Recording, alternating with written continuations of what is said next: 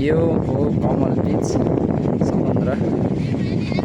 यहाँ धेरै ठुलो समुद्र छ यो हैन, मतलब अन्दाजा लगाउनै सकिँदैन, बहुत टाढा छ कहाँ हो हैन।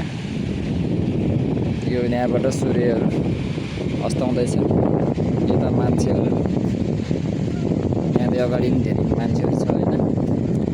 यो चाहिँ अहिले कम भइरहेछ हैन, राति चाहिँ तल जान्छ हैन। त्यसो चाहिँ यो माथि आएको हो, यो सबै चाहिँ माथि गएको, यो माथि छ नि यो जति कालो रेखा छ नि यो जति बिहान बढेको है, अब तलतिर घट्दैछ हैन। अब यहाँ यो यहाँ गइसक्यो हैन। यो बोट राइडहरू हुँदैछ, मान्छेहरू त्यहाँ खेल्नको लागि। यो छ, यो देखिरहेछ यो बोर्डहरू हैन, मान्छेहरू खेल्ने हैन। यहाँभन्दा पब्लिकहरू अगाडि छ, त्यो ठाउँमा ज्यादा छ पब्लिक हैन। अनि यो ठाउँ भयो, यो ठाउँमा भयो रेस्टुरेन्टहरू भयो, अनि फार्म हाउसहरू भयो, सब छ हैन। नि राम्रो राम्रो होटलहरू पाउँछ, यस्तो छ है।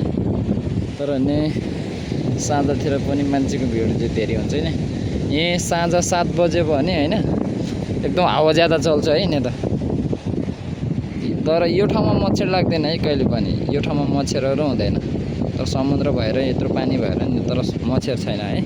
7 बजे यस्तो हावा लाग्छ, यहाँ त जान मनै लाग्दैन कि, यस्तो हावा लाग्छ, चिसो चिसो हावा लाग्छ हैन। यो समुद्रको कारणले होला लाग्यो हैन, यस्तो छ। यिनी मञ्चम गरेर देखाउँछ नि, यो मान्छेको भिड होइन। बिहान 10 बजीतिर आउनुपर्छ नि, फुल हुन्छ यो एरिया हैन, पुरा फुल हुन्छ यो एरिया पुरा फुल हुन्छ, यो एरिया पुरा फुल हुन्छ हैन। अहिले मान्छे त कम भइसक्यो किनकि सबै खेलेर गइसक्यो हैन। भएको काटीहरू छ फेरि पनि यहाँदेखि अगाडि जुम गरेर देखाउँछु। यो सब मान्छे भिड होइन, माथि माथिसम्म छ हैन। त्यो सब बोट राइडहरू मान्छेहरू खेल्दैछ, यो देखिरहेछ नि, यो छ, यो बोट राइड हुँदैछ हैन। अनि यो मान्छेहरू खेल्दैछ, यस्तो है,